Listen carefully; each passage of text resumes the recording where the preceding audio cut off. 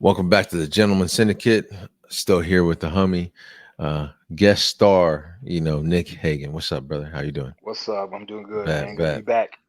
Hell yeah. Hey, for those that are listening, tuned in, man, like and subscribe to the channel. Again, the channel is Gentleman Syndicate, where it ain't about me, it's about we as men and how we can grow one another and learn and network and just learn from each other's experiences and allow that to be one of those things, man. So before we left off the first episode, man, I had to. There was so much to unpack with everything that we got to talk about. We're aligned and like minded in so many things, man. And so I feel like we had to do round two real quick. You know what I mean? So Yeah, we're yeah. doing a quick turnaround, man. So Let's get into it. one of the things that you were kind of discussing earlier was your military transition. And Yep. so kind of wanted to start there and bring you back there to continue on and break down some of that stuff, um, and how that affected you and some things, lessons that you learned, man. So the floor is yours, buddy. I might pop in and say, hey, what's up, dog? I got Yeah. something I want to join in. You know what I mean? Like, I Yeah, got yeah. you though, but It's a yeah, just let discussion, me. baby. Yeah. Just let me know. So I might just pop in like little two fingers, one fingers. It's almost like that. What's that movie that came out? To Kill a Mockingbird, right? Yeah, A tribute, right? I might have a yeah. tribute to the Tribute. conversation, bro. Yeah, So, but yeah. yeah, man, the floor is yours, brother, man. Yeah, appreciate it, man. So, yeah, so there I was, like I had mentioned, 2009, got out of the military, decided I was going to go back to school, was living with family. Um, Funny thing about that is during my little time in the military, I picked up golf, right? So Sorry, that was Miles. What's up, something. brother? This dude, Yeah, he loves golf. I mean, he started. yeah, He's a crack addict for it, dog. yeah. So yeah, I I get it. think once you get into it, like we all become that way, regardless of skill level, it's therapeutic.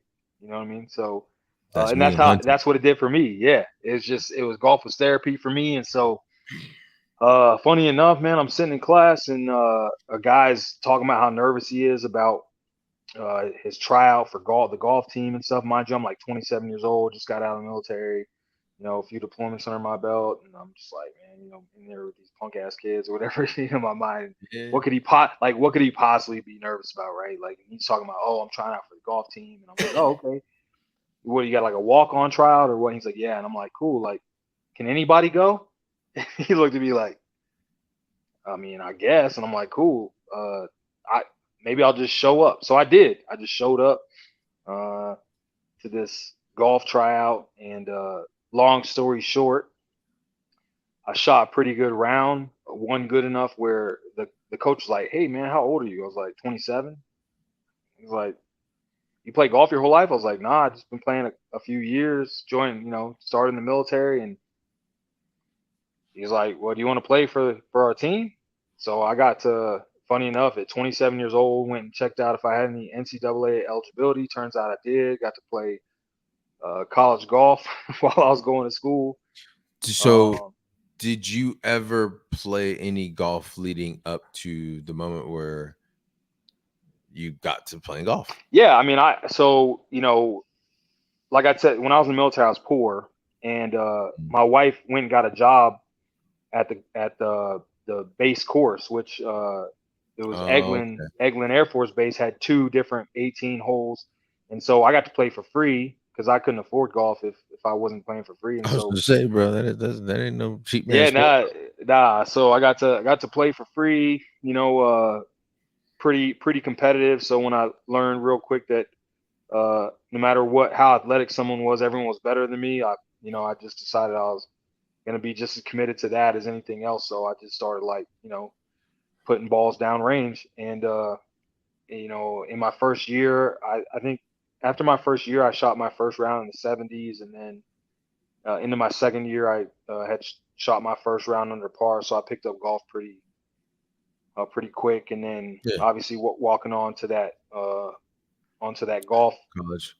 tryout. I hadn't much experience, but you definitely look at it golf differently. Like you've been deployed, you've been in combat zone. It's just a sport, right? So it's not the same pressure for that experience It's as maybe interesting for that you say that too, though. right? So when we were kids, when we were younger, before we had true responsibility, um, the littlest things of life were the biggest things of life. Oh, And 100%. it's Your box is this crazy. big. Yeah, Yeah. yeah, it's crazy once you have someone just turn your box upside down and now you have no boundaries to your responsibilities. By that I mean you have no clue on that true impact of what you're doing. All you know is this is your job, this is your mission, do it to the fullest. And when you can do that, it shrinks your world from like this boundless amount of I don't know to this is what I know. Oh, hyper And when you focus. do Yeah. that, and then you go up backwards, right? Because you went backwards, right, into the civilian world 100%. Yeah. as a young man, going back to that golf team, going back to the opportunities, because then you were just checking the hole because I got access to this, and for you, Yeah. it was chip, it was chip in the bucket, dog. It was easy. Yeah. You Yeah. know what I mean? You just figured it out, and then when they were looking at you like, who is this dude, right? Like, and you're just like, man, Yeah. this is what I've been doing. They're like, "Huh, what country is that? I'm just gonna. I don't even know what country you've been to, right? I'm just gonna say one that most people probably never heard of, Azerbaijan, right? That's a country that nobody's ever heard of. And Yeah. you be like, hey, I've been to Azerbaijan. They're like, huh? What? Did you just speak another language? Are you speaking Puerto Rican? What? Yeah. You know what I mean? Like what? Yeah. Nah, it's a country, dog. Like this is Yeah. my responsibility is so much greater that none of this stuff has any impact on how I am moved by that. I'm not moved by the situation no more. You know what I'm No. saying? I Yeah. dictate how I move the situation. And Yeah. that's one of the things that I'm hearing from you right now is you were Yeah. going back to that college team being like, I'm just here to chill and have fun. Yeah. Everyone that's there is nervous, right? Like this is a life changing moment for me. And to me, it was a Tuesday, right? Like Yeah. where I had been and what I had experienced, like there was no losing for me, right? If I didn't expect to get offered an opportunity to play college golf. I didn't even know if at my age, I was eligible to play college golf, right? And Right. so to me, it was just another round of golf, right? So, and it's pretty amazing what you're capable of doing when you're able to alter your perception, right? Of whether this is a do or die moment, right? Like at the end of the day, a lot of those moments that we live in where we're like, oh, this is like everything. I'm like, if you take some of the pressure off, and granted, sometimes pressure makes diamonds, right? But at the end of the day, sometimes when you give it a realistic perception and you know that this isn't going to make or break who I am because who I am has already been established before this moment, then you can probably do some pretty amazing things. And in this case, I got a rare opportunity, right, to do something where Mhm. there's a good chance I was probably the oldest person to ever play college sport at that university at this point, right? Not a lot of 27-year-olds playing basketball for the same No, school. You know what I no. mean? Age is everything. So Yeah. you said something that was pretty interesting, and I was thinking about it as we were talking. You said, pressure makes diamonds, right? To counteract that or to be counterintuitive on that perception, right, creates reality. Well, yeah. So when you break that down, your perception going back to what you were doing being 27-year-old golfer, right? You were just like, hey man, I'm here to just live my best life. You removed all the burdens. Yeah. You know what I'm saying? You were going in there with no expectations, with no burdens. You were just like, oh, it's an opportunity I never cool. All right, boom. And you were just in the moment, in the focus. You were focused in the moment of what you were doing and just having a good time. Because Having a having a good good time. time, Yeah. Shot for shot, right? Like that's boom. and because of that, I think that's why I was able to do at least well enough to get that opportunity. Uh, obviously, in the end, um, it wasn't something that I did past that year, right? Uh, Right. I still had to figure out what life was going to look like on the other side of that because at the end of the day, this is still leisure, right? Uh, long story short, I don't think that necessarily helped my case for trying to fix my marriage, which is why I got out in the first place. But so a year later, I'm just going to school. Uh, finally went through the separation where me and the wife aren't together anymore, and now I really am really lost, right? Like I've spent most of my adult life now where someone relies on me, and now it's just me, right? How long were you married? So at that point, 7 years. Okay, yeah. Yeah, 7 years. So at that point, it's just me. And what I learned really quickly about me is the guy who has all the answers and always figuring out a way when I'm the only person that I count on, right? No one's counting on me. I can be pretty reckless, right? I don't, my pat. I learned what I learned about myself through all this is that uh, I seem to hyper focus when people are depending on my decisions and my results, right? But when I'm not, it's like laissez faire, uh, whatever's whatever. And so, um, moved back to the Dallas Fort Worth area where I joined the military. Was trying to figure out my life. Was going to college full time to do accounting. The only reason I chose accounting is because for whatever reason that's one of the things that came easy to me. And so, not that I thought I was gonna be happy in that profession, but I thought I can at least make some money. And I had a couple buddies trying to be firemen, and they were Okay. telling me how hard it was to get on with these cities. Excuse me. And had they been trying for years, and mind you, these guys I'm talking about, like these are like very alpha men. Were like captains of the football team and very athletic dudes and had great personalities. And yet, I guess getting on with the fire department was just a difficult task, right? Because they had been trying for so long. And so he was like, "Hey, man, I know you don't really know what tomorrow holds for you, and I know your relationship situation kind of changed. Like, why don't you just come do this process with me? It's a long process, and so it's not like it's gonna be taking a bunch of your time. You might have to go take a test and then maybe go do a physical test and there's different stages, and if you get selected, if you get past each stage, you go to the next stage, but it's like months apart. So I'm like, yeah, I guess I don't have anything else to do, right? I don't have someone dependent on me anymore. I'm living out of my parents' house, even though I'm in my late 20s, and I just gave up my military career. I just gave up this opportunity in golf, and so shoot, why not? Like you could basically throw anything at me at this point, and I'm willing to try it. And so I go through the process with Dallas Fire with a couple of my buddies. Long story short, after 8 month process, I get offered a job with Dallas Fire Rescue, and I call my buddy up who's went through the process. Hey, I got my selection letter. I was selected, man. And he's like, "Your first time?" And I was like, "Yeah. I mean, I guess I'm just lucky." And I was like, "Did you get your selection letter?" And he's like, "Nah, man. I got non-selected again." And I call my other buddy. He's like, "Yeah, I got non-selected." And I was like, "Well, shoot, I'm not gonna take it. Like, I was just doing this because you guys are doing it. So I just keep doing this school stuff." And my buddy's like, "Where you at?" I was like, "I'm at my mom's house." He's like, I'm coming over." So he comes over and he's like, "Hey, man, like." I know maybe you never thought about being a firefighter and you're probably feeling like, and this is back to that round table stuff, right? Like you don't always have the answers, and that's why you got to have people around you, good people around you. But comes by and he's like, "Look, man, this is something I've been chasing forever, and I know that you're just doing it for the sake of doing it, but you got selected, dude. There's hundreds of dudes that didn't, and you did. I think you'd be foolish to not at least go try your hands at this, and I think it fits you well. You know, you're kind of an adrenaline junkie. You get to play with a lot of big toys in the fire department. You got to kind of you only work like 10 days a month when it comes to shift work, and why don't you just give it a try Mhm. and see what it's about?" And I said, "Well, I feel bad that you guys didn't get on." He's like, "Well, we'll figure it out." And I said, "Well, you know what if you know what you could do to help your case is that you could like join the military, like the reserves, and become a firefighter, and they can send you to school, and you can get all your certs, and maybe having all those certs will help you get promote, get the job going forward." And he's like, "Really? They have that? They have those jobs in the military?" I'm like, "Yeah, I'm pretty sure they do." And so walked two of my good friends to the recruiter.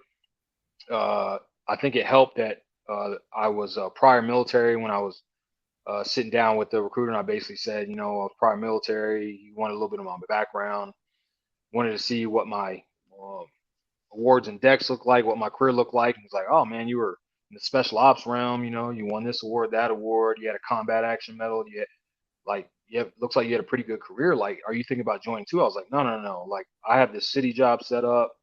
He's like, "Well, I can tell you the unit that is open right now. I can call them and see if they have any openings, but last I checked, they didn't." And so he called down to Barksdale Air Force Base, to the In reserve unit there and say, Louisiana. hey, in Louisiana, yep, and hey, do you guys have any openings? He's like, hey, we have one opening, and he's like, okay, he's like, but I got this guy here. He's ex air crew in special ops. You know, it looks like he had a pretty decent career. He's got two buddies that are never been in the military and they're wanting to join. He's like, well, send me his stuff. So he sent it, and he's like, well, shoot, how about this? If you can convince that one guy to join who is ex-military, I'll take the other two as overages, like a package deal. So, you know, your buddies are looking at you like, come on, man, make it happen. So I was like, all right. So yeah, just for them, man, I joined the reserves for the fire service, and they took us all three together and went on to go through that school around the same time that they did, and then came back, went through Dallas's fire academy, and then started my job with Dallas while still doing the reserve stuff. And so So yeah, that's you had kind to of do 2 fire academies. two fire Yep. academies. Yeah, Okay. yep. And then while I was, you know, I was doing the reserve stuff the whole time that that I was doing the city stuff. Um, and it was a tough juggle, you know, but I think it was perfect for where I was at in life because I needed it kept me busy, man. Busy Yeah. enough to not Yeah. think about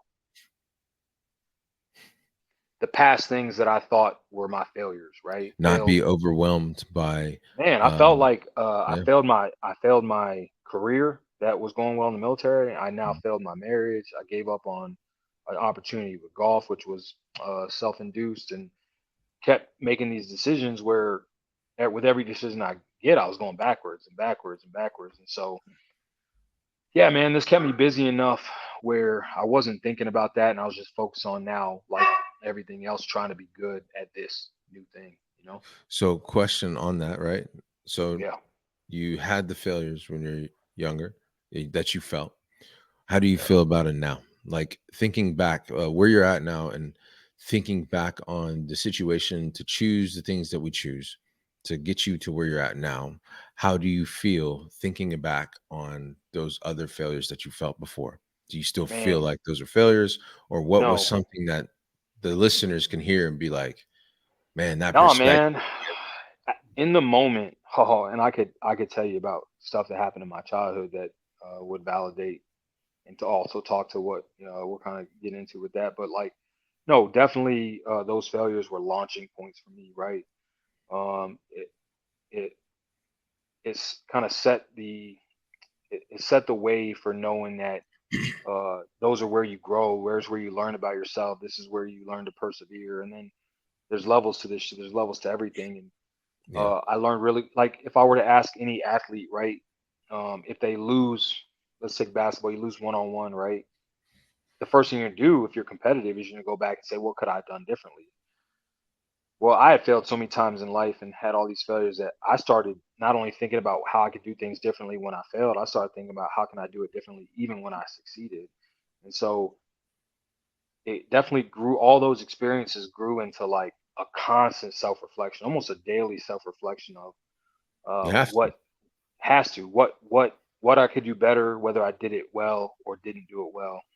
Mm, And when you're thinking, when you're reflecting that often, it's crazy to where you want to go, right? Like where you're setting new goals and where you're um s- you know what you're starting to convince yourself you're capable of, because you're you're always reading your room, reading your environment, reflecting on what your past failures were and how you grew from those and how they actually got you to these great places that you're now at, right? So even though that was the darkest moment of your life, at one point you're like, I don't know how I'm gonna get out of it. Now you're in this place where things are just jiving for you. And you're like, man, I guess that was necessary, right?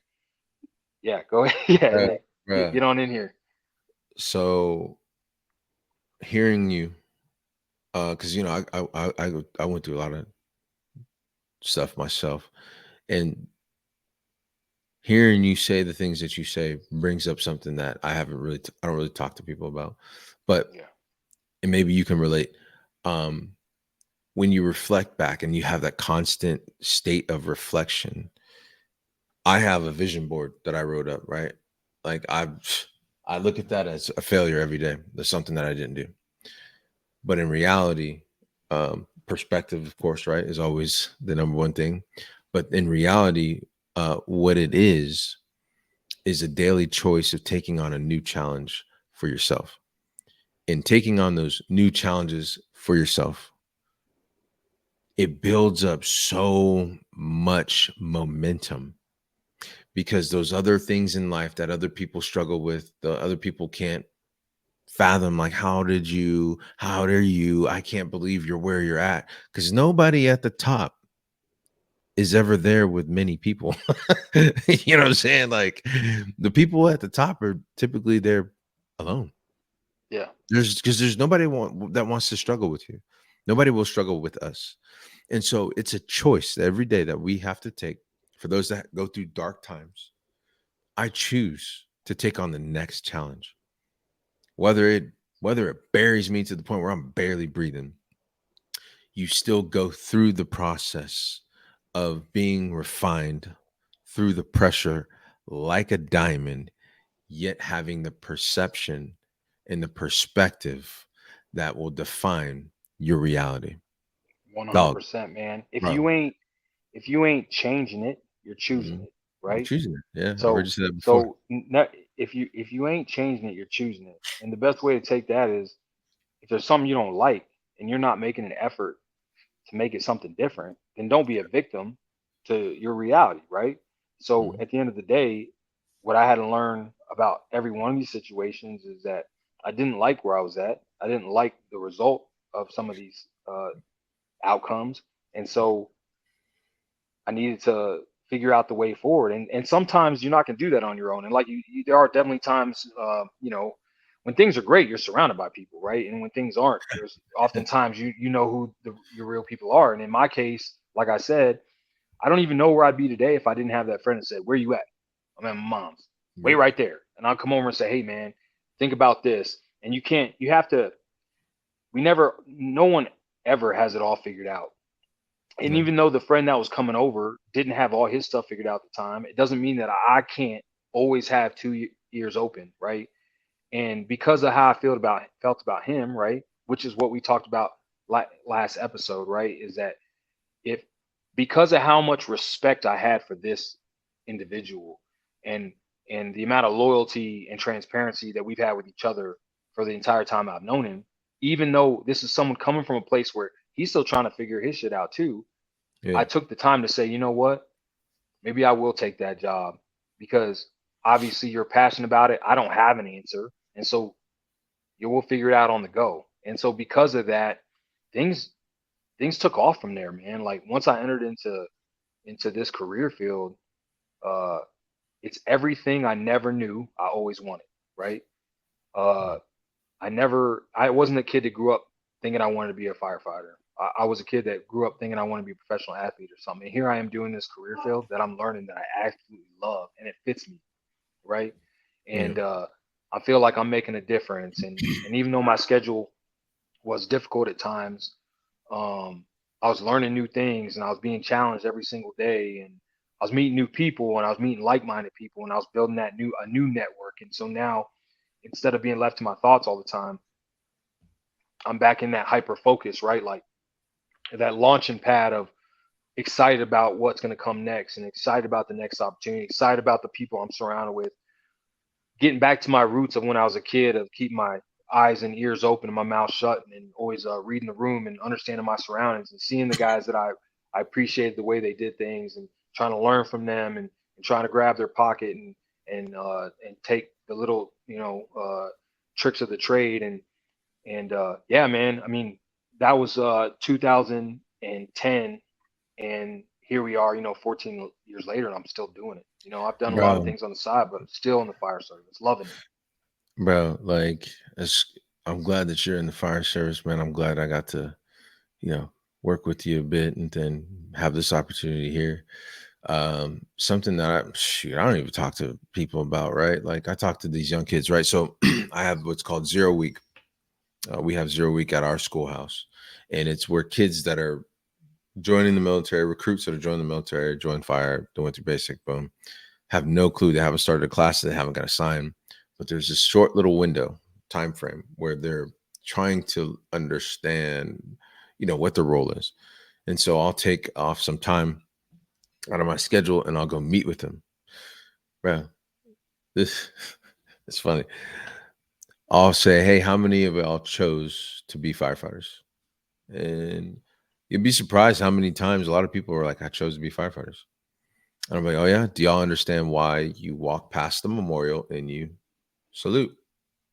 You know what I mean? You see them always saluting when they walk. They're like, well, yeah, to honor those that were before me. It's a memorial for those that have died prior to what we're about to jump into. Boom, boom, boom.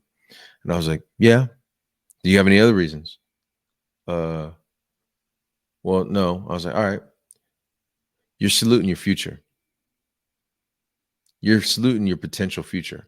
And so when I was in those dark times and I chose to make the choice to like take on the next challenge, I chose to make the choice, just like you, to, do the hard thing, because the hard thing is always the path of resistance that nobody wants to take.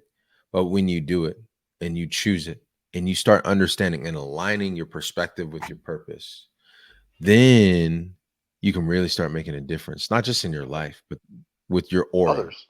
with the Yeah. people around you, right? It's not about what I 100%. know, it's about who I grow. You know what I mean? It's about, learning from above, teaching across, and then, or learning from above, growing with the people across and teaching below, right? Like that's that constant state. That's that That's the recipe. Yep. constant state that we're always in. And then when I said that, man, these kids, every time they're like, what? Like, they give you that look. Like I literally just told them you're saluting your future of being in that a brick. Yeah. Because every choice that you make is a choice towards some sort of legacy, good or bad. Yeah. Is a choice towards some sort of responsibility that you're going to have to be responsible for and accountable for, whether Yeah. you want to or not. Yeah. And the hardest thing that men deal with, right, is each other. The best thing that makes men do the jobs that we do that are hard and difficult is because some of the greatest learning that we learn from is through failure, or what people call failure. And failure isn't actually failure. Failure is an opportunity to learn. And Yep. then the opportunity to learn turns into growth. And then that growth turns into mastering yourself.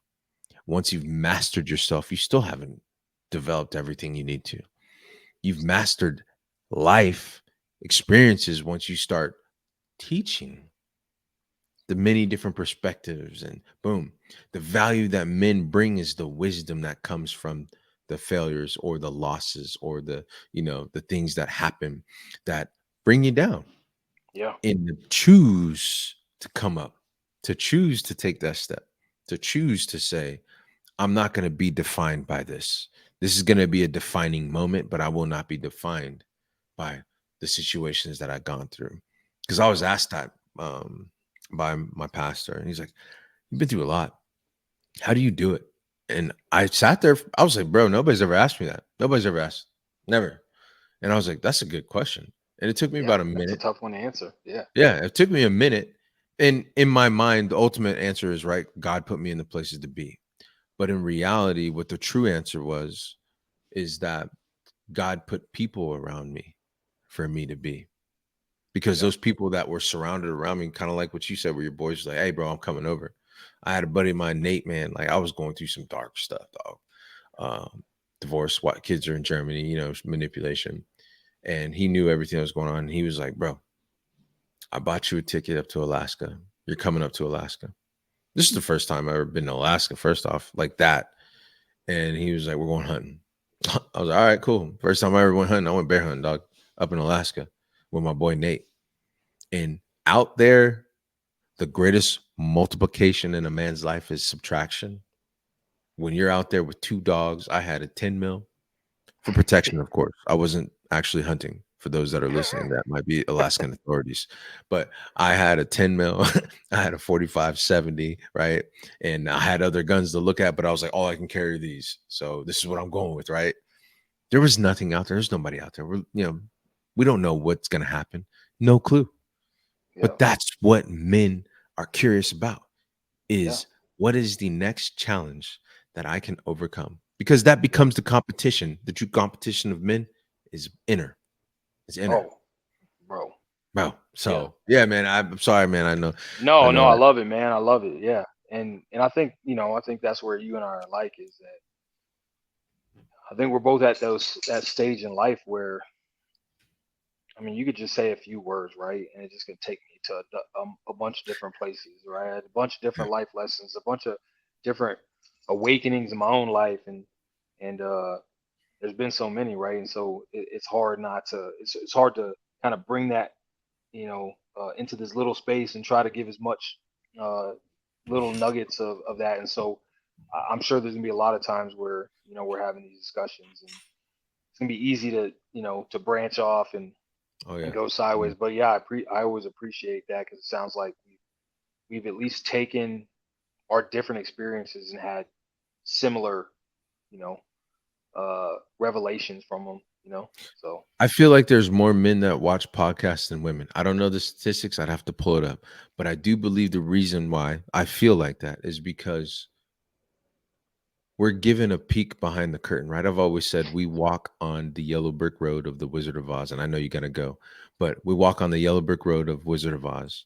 And the thing about Wizard of Oz is once you get to that curtain and you peel back behind that curtain and you see that little fucker sitting there, and you're like, "The fuck?" I mean, you know, what I'm saying?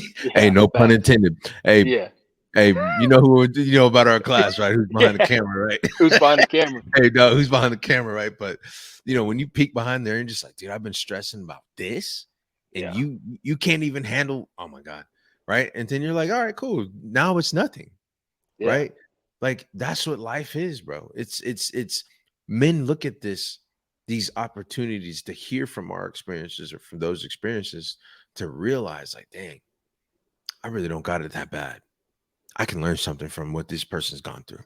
And even if I do got it that bad, And like even first I if you want to do, relate, right? I want to relate, yep, and yep, then I want to figure out the way forward. And I think uh, there's probably a lot of super valuable men that listen to podcasts because they're also of the belief that they don't have it all figured out. You know what I mean? And so humility. even when, yes, all the way back to that, man, like even when life is going great, and I feel like I'm in that place right now, right? I think when I look at my life collectively and as a whole, uh, I really couldn't be happier, right, with the direction things are going. But even then, I still listen to podcasts, and I still listen to what other men are talking about because at the end of the day, uh, I think I'll always know that I'll be a lifelong student of life and a You student have of to. everything, and so, and I think that's how we continue to grow, right? No matter what amount of success that we have, um, we're always looking to improve, and that's that.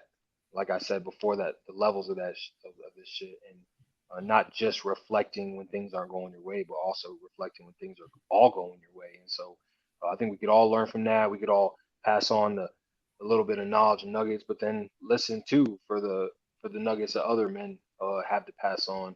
And so, yeah, this is why I, you know, uh, when I got this opportunity, the phone call from you to come on, man, especially knowing that it's called Gentleman Syndicate, I was like, man, that's right up my alley. And I'm ready Hey, bro. to have Hey, those discussions. So I think we're gonna have our own little term. I think we could tweak it, right? I'm not no rapper, right? But if you ain't improving, you ain't moving, and if you that's ain't right. moving, you losing, baby. So That's right. That's life, right. life is full. I made that up on my own. I pulled that one right out the Look fucking at little him. Easter, bro. You know what I'm saying? He How did it. did Oh how wait, did? no, I'm saying. Hey, no diddler over here, dog. We don't do that shit. I'm just kidding. No, no. What did Will Ferrell say on that TV show? Double keister, right? You know what I'm saying? Like, what I'm talking about? Old school, man. That movie's Yeah. but yeah, Yeah. dude, like that's it's crazy, man. But yeah, that's the saying, bro. If you ain't improving, you ain't moving. If you ain't moving, you losing, dog. I Because that's like what it. life is, dog. It's a constant state of change. It's a constant state Constant. of choices. And those choices and change create the reality that you're gonna live in. And the reality that you live in has an impact on those around you. Period. Facts. So, hey, brother, I know you're busy. I'm busy too. But man, dog, we ain't this we gotta do another one, man. We'll be in Man, touch, man. I'd many like to more, bro. thank Nick for coming out, man, and sharing his thoughts and Yeah, his life appreciate y'all. experiences, man. And again, like and subscribe to the channel. Mahalo, namaste. For those that don't know, I appreciate it. Much respect. Mahalo, shoots. And, you know, again, Kong Pai, Opai, Ipai, bro. This is the life experiences that we've all been. We've been all around the world, dog. You know what I mean? Right. So I appreciate you, dog. And I'm going to end the recording. Thanks to the audience out there listening, man. Mahalo. Shoot.